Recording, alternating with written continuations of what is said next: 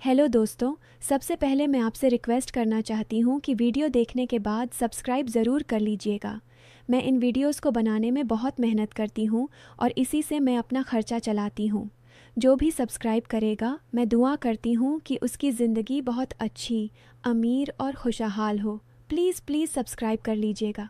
हाय सबको, मेरा नाम है प्रिया, उम्र 35 साल की हूँ। शादीशुदा थी लेकिन अब विधवा हूँ। मेरे पति को गुजरे हुए 5 साल हो चुके हैं। इन सालों में मैंने बहुत कुछ सहा है, लेकिन परिवार की खातिर मजबूत बनी रही। मेरी एक 7 साल की बेटी है, नाम है अनन्या। वह मेरी ज़िंदगी की रोशनी है। मैं एक छोटे से शहर में रहती हूँ, जहाँ मैंने अपने पति की याद में एक छोटी सी किताबों की दुकान खोली है। लोग कहते हैं कि मैं अभी भी मजबूत और सकारात्मक लगती हूँ। काला रंग, लंबे बाल और एक साधारण सी मुस्कान जो हमेशा चेहरे पर रहती है। शहर के लोग मुझे सम्मान की नज़र से देखते हैं, लेकिन कभी कभी ईर्ष्या भी करते हैं क्योंकि मैं अकेले सब संभालती हूँ। मैंने कभी किसी पर निर्भर नहीं किया, बस घर, सास, मेरी बेटी और दुकान की जिम्मेदारी। आज मैं आपको अपनी एक कहानी सुनाती हूँ जो मेरी और मेरे पति के सगे भाई राजेश की है। कहानी बहुत ही भावुक और सबक देने वाली होने वाली है, जिसमें आपको बहुत कुछ सोचने पर मजबूर कर देगी और अंत में एक बड़ा संदेश भी मिलेगा। कहानी शुरू करती हूँ, तो बस आखिर तक सुनो और देखो मेरे और राजेश के बीच आखिर क्या क्या हुआ। हाँ, वही राजेश जो उम्र में मुझसे 3 साल छोटा है, यानी 32 का। वह गांव से शहर आया था नौकरी की तलाश में, लेकिन अब परिवार की पुरानी संपत्ति संभालता है और कभी कभी व्यापार में हाथ आजमाता है। शुरू शुरू में तो वह साधारण सा आदमी लगता था, परिवार का हिस्सा, लेकिन धीरे धीरे पता नहीं कैसे चीज़ें बदलने लगीं। सबसे पहले तो वह बात मैं बताती हूँ जो सबसे ज़्यादा लोगों को सोचने पर मजबूर कर देगी। एक सुबह की बात है। मैं दुकान पर किताबें व्यवस्थित कर रही थी। धूप तेज़ थी, हवा चल रही थी। अचानक राजेश आया। बोला, भाभी, घर की पुरानी संपत्ति के कागजात देखने हैं। मैंने बिना ज़्यादा सोचे कहा, शाम को घर आकर ले लो। वह चला गया, लेकिन लौटते वक्त उसकी नज़र दुकान की किताबों पर अटक गई। मैंने देखा तो वह थोड़ा झिझक गया, लेकिन आंखें हटाई नहीं। मैंने अनजाने में किताबों का ढेर थोड़ा और सजाया, जैसे सामान्य काम। उसका चेहरा गंभीर हो गया। बोला, कुछ नहीं, बस कागजात लेकर चला गया।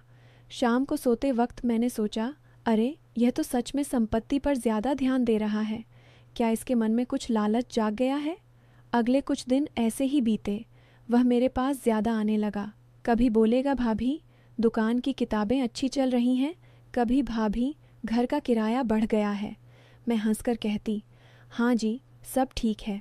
अगली बार तुम्हारे सुझाव से और बेहतर कर लूँगी। धीरे धीरे बातें बढ़ने लगीं। एक दिन वह मेरे कमरे के बाहर खड़ा था।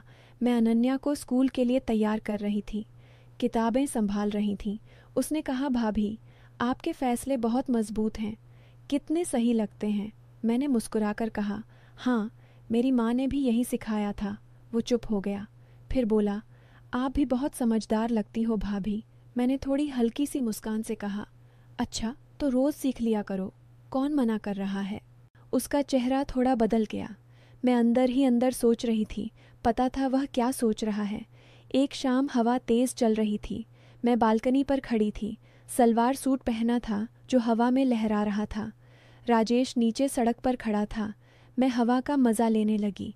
जैसे ही मैं झुकी, किताब की एक पन्नी हवा में उड़ी।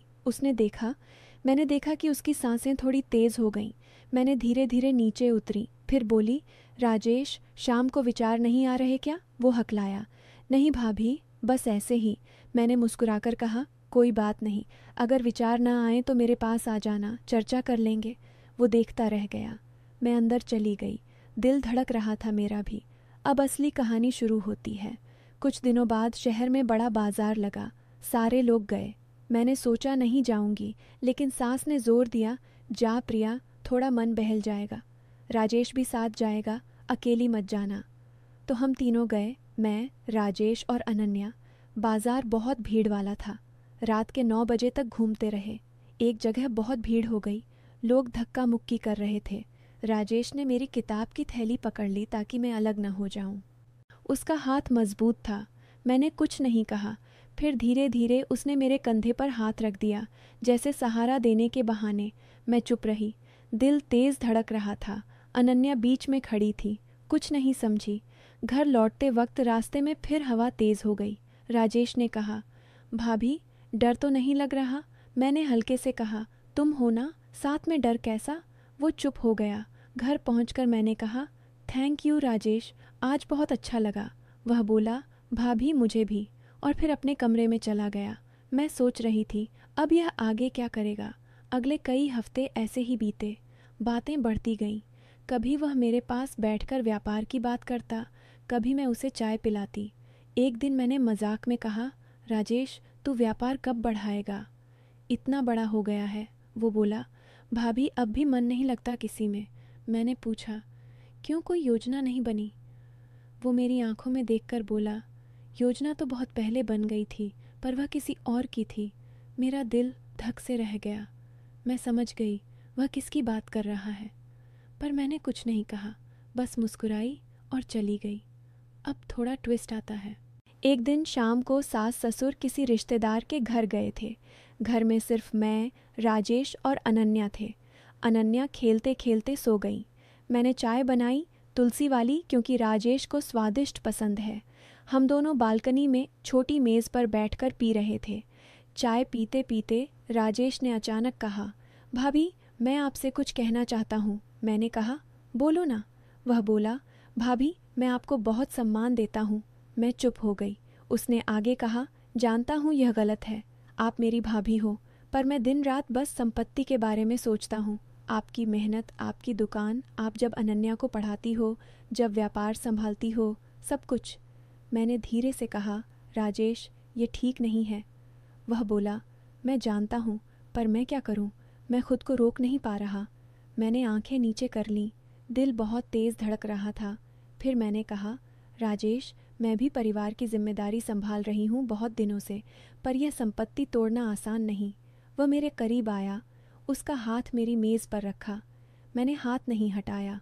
दोनों चुप थे, बस सांसें तेज़ चल रही थीं। फिर मैंने कहा, राजेश अगर मैं कहूँ कि मैं भी तुम्हारी मदद करना चाहती हूँ तो?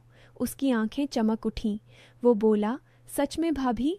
मैंने हल्के से सिर हिलाया, पर तभी मैंने कहा, पर हम ऐसा कुछ नहीं करेंगे जो परिवार को तोड़े, समझे?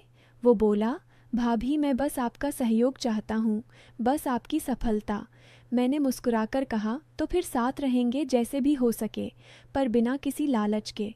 वो थोड़ा निराश हुआ, पर फिर बोला, ठीक है भाभी आप जैसा कहें। फिर एक और शाम की बात है। घर में सिर्फ मैं और राजेश थे। सास ससुर पड़ोस में गए हुए थे। रात के करीब 8 बजे का वक्त था। मैंने चाय बनाई थी, अदरक वाली। हम दोनों बालकनी में बैठकर पी रहे थे, क्योंकि सोफे पर तो सास बैठती हैं। चाय पीते पीते राजेश ने कहा, भाभी आपकी बनाई चाय में आज कुछ अलग सा स्वाद है। मैंने हल्के से मुस्कुराकर पूछा, अच्छा क्या लग रहा है? वो थोड़ा शर्माया, फिर बोला, पता नहीं, जैसे किसी ने बहुत ईमानदारी से बनाई हो। मैं हंस पड़ी, अरे ईमानदारी से तो रोज़ बनाती हूँ, बस आज तुम्हारे लिए थोड़ा ज़्यादा ध्यान दिया। वो मेरी तरफ देखने लगा। उसकी आंखों में कुछ ऐसा था जैसे वह मेरे फैसलों को पूरा समझना चाहता हो। मैंने नज़रें मिलाईं और फिर झट से नीचे देख लिया। दिल की धड़कन तेज़ हो गई थी। चाय ख़त्म होने के बाद मैं किताबें व्यवस्थित करने लगी। वो मेरे पीछे पीछे दुकान तक आ गया, खड़ा होकर देखने लगा। मैंने कहा, क्या देख रहे हो, जाओ अपना काम करो। वो मुस्कुराया और बोला, भाभी आप किताबें सजाते वक्त भी कितनी समझदार लगती हो। मैं थोड़ी चौंकी। हवा के झोंके से मेरी किताबें हिल रही थीं। मैंने जानबूझकर ज़्यादा ध्यान से किताबें सजाईं ताकि वह और सोचे। फिर हल्के से कहा, अच्छा जी, तो अब क्या करूं, किताबें भी फैला दूं? वो हड़बड़ा गया, ना नहीं भाभी ऐसा मत कहो। मैं हंसकर बोली, अरे मजाक कर रही हूँ, इतना घबरा क्यों रहे हो? पर उसके चेहरे पर वो गंभीरता, वो नज़रें जो बार बार मेरी योजनाओं, मेरे फैसलों, मेरे काम पर जा रही थीं, वह सब बता रहा था कि उसका मन कहीं और है। किताबें सजाकर मैं बाहर आई। शाम का समय था, शहर शांत था, बालकनी में हल्की रोशनी थी। मैंने कुर्सी पर बैठते हुए कहा, राजेश थोड़ी देर बाहर बैठते हैं, बहुत दिनों से शाम नहीं देखी। उसने तुरंत हाँ में सिर हिलाया। हम दोनों बालकनी में बैठ गए। मैंने अपनी शॉल कंधे पर ठीक की, पर वह थोड़ी सरक ही रही थी। राजेश पास में बैठा था, इतना पास कि उसकी सांसें मुझे महसूस हो रही थीं। काफ़ी देर चुपचाप बैठे रहे। फिर राजेश ने धीरे से कहा, भाभी, क्या मैं आपसे सच कहूँ? मैंने कहा, बोलो ना। वो थोड़ा रुका, फिर बोला, भाभी, जब से भैया गए हैं मैं दिन रात बस संपत्ति के बारे में सोचता हूँ। आपकी हर छोटी छोटी मेहनत, आप जब अनन्या को गोद में लेकर हंसती हो, जब दुकान में काम करती हो, जब रात को अकेले बैठी सोचती हो, सब कुछ। मुझे लगता है कि मैं पागल हो गया हूँ। मैं चुप रही, मेरा गला सूख रहा था। फिर मैंने धीरे से कहा, राजेश, मैं भी अकेली हूँ, बहुत अकेली। कभी कभी रात को नींद नहीं आती। सोचती हूँ कि कोई हो जो बस मेरे पास बैठ जाए, मेरी योजनाएं सुने। पर यह जो तुम कह रहे हो, यह बहुत भारी है। वह मेरी तरफ मुड़ा। उसके हाथ मेरे हाथ के पास थे। उसने हिम्मत करके मेरी उंगलियां छू लीं। मैंने हाथ नहीं छुड़ाया, बस थोड़ा कसकर पकड़ लिया। काफ़ी देर तक हम ऐसे ही बैठे रहे, हाथ में हाथ, चुपचाप। बस शाम की रोशनी और हमारी सांसों की आवाज़। फिर मैंने कहा, राजेश, आज के बाद हम यह सब भूल जाएंगे। ये बस एक शाम की बात है। कल से सब पहले जैसा रहेगा, ठीक है? वह थोड़ा दुखी हुआ, पर सिर हिला दिया। जैसा आप कहें भाभी, पर अगले दिन से चीज़ें पहले जैसी नहीं रही। वह पहले से ज़्यादा मेरे पास आने लगा। सुबह जब मैं रसोई में जाती, वह चुपचाप खड़ा देखता। जब मैं अनन्या को स्कूल भेजती, वह बैग उठाने में मदद करता। जब मैं दुकान में बैठती, वह पीछे से आकर पूछता, भाभी, आज क्या बेचना है? मैं मदद कर दूं। धीरे धीरे घर के लोग भी नोटिस करने लगे। सास ने एक दिन कहा, राजेश अब बहुत जिम्मेदार हो गया है, प्रिया की इतनी मदद करता है, अच्छा लड़का है। मैंने बस मुस्कुरा दिया, पर अंदर से कुछ डर भी लग रहा था। फिर एक दिन बात और आगे बढ़ी। मेरा जन्मदिन था। किसी को याद नहीं था, सिर्फ राजेश को याद था। उसने सुबह सुबह एक छोटा सा गिफ्ट लाकर रख दिया। बाहर से नहीं, घर में ही बनवाया था किसी से। और एक छोटी सी डायरी लाया, नीले रंग की। मैंने कहा, यह सब कहाँ से? वह बोला, भाभी, आपकी सफलता के लिए जन्मदिन मुबारक। मैंने गिफ्ट खोला। उसने मुझे दिया। उसकी उंगली मेरे हाथ को छू गई। एक पल के लिए समय रुक गया। हम दोनों एक दूसरे की आंखों में देखते रहे। फिर मैंने धीरे से कहा, राजेश, ये बहुत खतरनाक खेल है। हम दोनों को बहुत जल्दी समझना होगा कि हमें रुकना है। वह बोला, भाभी, मैं रुक सकता हूँ, बस आप कह दो। पर अगर आप भी मेरे बारे में थोड़ा सा भी सोचती हो तो मुझे बताओ, मैं इंतज़ार कर लूँगा ज़िंदगी भर। उस दिन मैंने कुछ नहीं कहा, बस चुपचाप कमरे में चली गई। शाम को बहुत सोचती रही कि यह सब सही है या गलत। मेरी बेटी का भविष्य, परिवार की एकता, सब दांव पर था। मैंने खुद से कहा, प्रिया, तू क्या कर रही है? तेरे पति की याद है, तेरी बेटी की माँ है तू। फिर धीरे धीरे मैंने फैसला किया। कई रातें सोचने के बाद मैंने राजेश को बुलाया। कहा, राजेश, मैं तुम्हारी नई योजना में मदद करूंगी। तुम्हें एक अच्छा व्यापार शुरू करना है। मैं तुम्हारी भाभी रहूंगी, तुम्हारी बड़ी बहन जैसी, पर इससे आगे नहीं। यह हमारा रिश्ता मजबूत रहेगा। वह रो पड़ा, बहुत रोया। फिर बोला, भाभी, आपने मेरी जिंदगी बचा ली। मैं वादा करता हूँ मैं कभी परिवार की एकता पर आंच नहीं आने दूंगा। और फिर हमने सच में एक नई शुरुआत की। मैंने शहर की एक अच्छी व्यापार योजना शुरू की। योजना का नाम था नया उद्योग। बहुत अच्छा, ईमानदार, शांत स्वभाव वाला, व्यापार संभालने में माहिर। राजेश ने पहले बहुत मना किया, पर मैंने समझाया। धीरे धीरे वह मान गया। व्यापार की तैयारियां शुरू हुईं। मैं खुद उसके लिए सामान चुनती, दस्तावेज देखती, शुरुआती चीज़ें देखती, जैसे कोई बड़ी बहन या माँ करती है। नई टीम से मिलवाया, दोनों की बातचीत करवाई, पर अंदर से एक छोटा सा दर्द था जो मैंने किसी को नहीं बताया। व्यापार के दिन राजेश नए रूप में बहुत आत्मविश्वासी लग रहा था। मैंने उसे आशीर्वाद दिया। उसके माथे पर हाथ रखकर कहा, हम हमेशा खुश रहना बेटा, तुम्हारी सफलता मेरी सफलता है। वह मेरी आंखों में देखकर बोला, भाभी, आप मेरी सबसे बड़ी ताकत हो। आपने मुझे सिखाया कि सच्ची सफलता क्या होती है, सीमाओं का सम्मान करना, परिवार की एकता रखना। मैं आपको कभी नहीं भूलूंगा। और आज वह अपने नए व्यापार के साथ खुश है। मैं घर में वही पुरानी प्रिया हूँ, सास की बहू, अनन्या की माँ, परिवार की रक्षा। पर कभी कभी शाम को जब हवा चलती है या अकेली होती हूँ, मैं बालकनी में बैठ जाती हूँ और सोचती हूँ कि वह शाम, वह बातें, वह फैसलों का स्पर्श सब बस एक सपना था, एक बहुत खूबसूरत लेकिन अधूरा सपना जिसने मुझे बहुत कुछ सिखा दिया। तो दोस्तों, यह थी मेरी और राजेश की पूरी कहानी। असल में कुछ गलत नहीं हुआ, बस दिलों में बहुत कुछ हुआ, और यही तो ज़िंदगी है ना, सोचना, गलती महसूस करना और सही रास्ता चुनना। सबक ये है कि लालच में पड़ने से पहले सोचो, परिवार की एकता, अपने बच्चों का भविष्य और अपने गुजरे हुए की याद सबसे ऊपर है। जो गलत था, राजेश ने खुद को रोका, मुझे भी रोका, और आज दोनों खुश हैं। अगर आप भी ऐसी किसी उलझन में हो तो रुक जाओ, समय रहते सही फैसला लो, पछतावा बाद में बहुत भारी पड़ता है।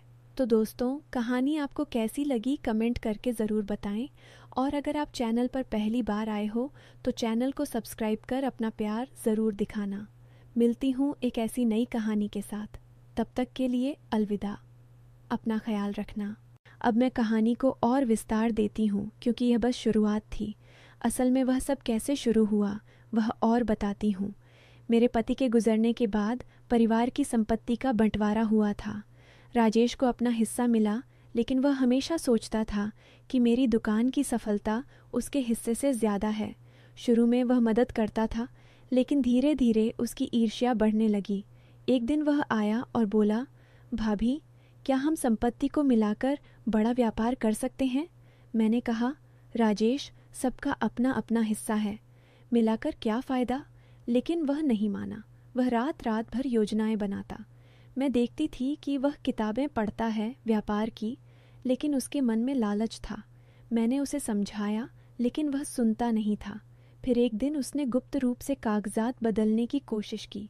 मुझे पता चला जब दुकान के दस्तावेज गायब हो गए। मैं घबरा गई। अनन्या को स्कूल छोड़कर आई तो देखा राजेश घर में खड़ा है। बोला, भाभी, दस्तावेज मैंने सुरक्षित रखे हैं। मैंने पूछा, क्यों? वह बोला, बस आपके भले के लिए। लेकिन मैं समझ गई कि वह संपत्ति हड़पना चाहता है। दिल टूट गया। परिवार का सदस्य ऐसा करे, यह सोचा नहीं था। मैंने चुपचाप सोचा और फैसला किया कि मैं लड़ूंगी, लेकिन ईमानदारी से। अगले दिन मैंने वकील से बात की। राजेश को पता चला तो वह गुस्से में आ गया। बोला, भाभी, आप मुझे गलत समझ रही हैं। मैंने कहा, राजेश, लालच अच्छा नहीं, परिवार टूट जाता है। वह चुप हो गया। फिर रात को वह आया माफ़ी मांगने। बोला, भाभी, मैं गलत था, ईर्ष्या ने मुझे अंधा कर दिया। मैंने कहा, अब सुधार लो, और उसने सुधारा। अब वह मेरी दुकान में मदद करता है बिना लालच के।